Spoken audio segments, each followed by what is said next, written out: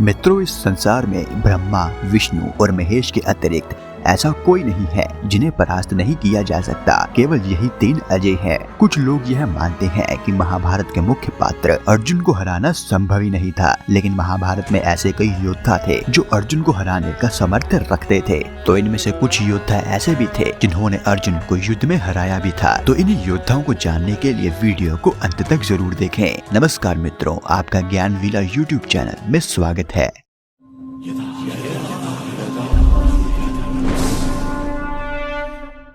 Number 1, बार्बरीक। Bhim का पुत्र और घटोत्कच का पुत्र बार्बरीक महान तपस्वी था। उन्होंने अपनी तपस्या से ऐसी सिद्धियां प्राप्त की थी कि वह केवल 2 ही बाणों से अपने सभी शत्रुओं को एक साथ मौत के घाट उतार सकते थे। इस कारण मेरा यह मानना है कि बार्बरीक और अर्जुन का यदि सीधा युद्ध होता तो अर्जुन की मृत्यु निश्चित थी। नंबर 2 पर मैं 2 योद्धाओं के नाम एक साथ लूंगा, क्योंकि वह दोनों समान स्वरूप से शक्तिशाली थे और उनकी सोच भी बिल्कुल एक समान थी। वह थे भीष्म पितामह और आचार्य द्रोण। संपूर्ण महाभारत के दौरान अर्जुन इन दोनों योद्धाओं को कभी अकेले पूरी तरह से हरा नहीं पाए थे। यह दोनों योद्धा आपस में शक्ति में एक समान थे, किंतु सबसे बड़ा फर्क यह था कि आचार्य द्रोण और पितामह भीष्म अर्जुन से बेहद प्रेम करते थे। अतः वह कभी भी अर्जुन की ओर ऐसे तीर नहीं छोड़ेंगे जो उनके प्राण लेंगे। अर्जुन और इन दोनों योद्धाओं का सामना देखा जाए तो केवल विराट युद्ध और महाभारत के युद्ध में ही हुआ था। इन दोनों समय दोनों आचार्य और पितामह अर्जुन की ओर से बहुत ही भावुक थे।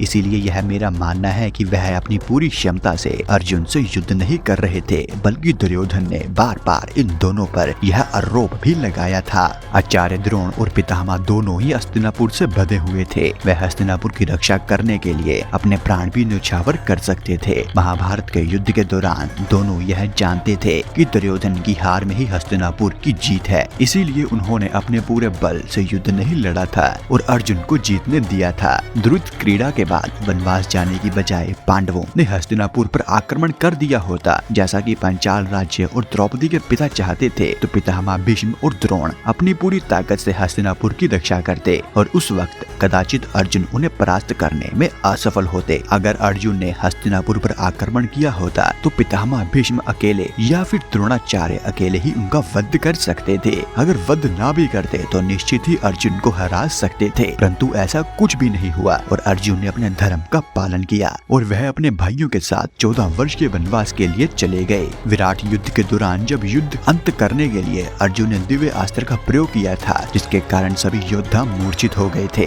तब आचार्य द्रोण और पितामह भीष्म मूर्छित नहीं हुए थे। इससे हम कह सकते हैं कि पितामह भीष्म और द्रोणाचार्य दोनों ही अर्जुन से कई गुना ज्यादा शक्तिशाली थे और उन्हें हराने का सामर्थ्य भी रखते थे।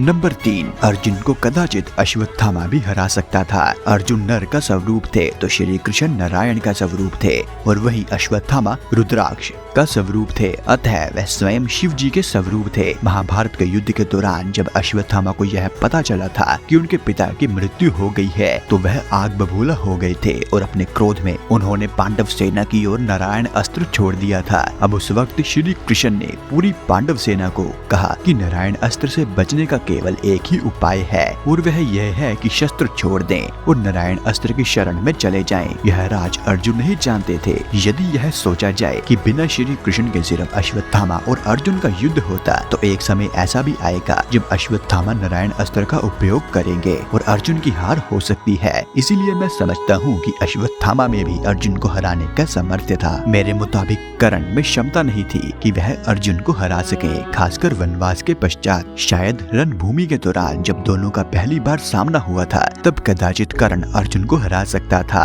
वह भी अपने कवच और कुंडल के भरोसे। पर एक बार जब अर्जुन ने सारे दिव्य अस्त्र का ज्ञान प्राप्त कर लिया था, उसके पश्चात कर्ण कभी भी अर्जुन को हरा नहीं सकता था। कवच और कुंडल के साथ भी यह बात विराट युद्ध में सिद्ध हो चुकी थी। इससे हम यह बिल्कुल भी नहीं कह सकते कि अर्जुन एक नाकामयाब योद्धा था। अर्जुन एक महान योद्धा थे और उनके जैसा कोई योद्धा सचमुच नहीं था। अगर पांडवों की विजय हुई है तो वह केवल अर्जुन की वजह से ही हुई है। भीम का निसंदेह उस युद्ध में बहुत बड़ा योगदान था, किंतु बिना भीम के अर्जुन अकेले ही उस युद्ध को जीत सकते थे। तो मित्रों, यह था आज का हमारा वीडियो। अब अपने विचार कमेंट्स में सबके साथ साझा जरूर करें और यह वीडियो देखने के लिए आपका धन्यवाद।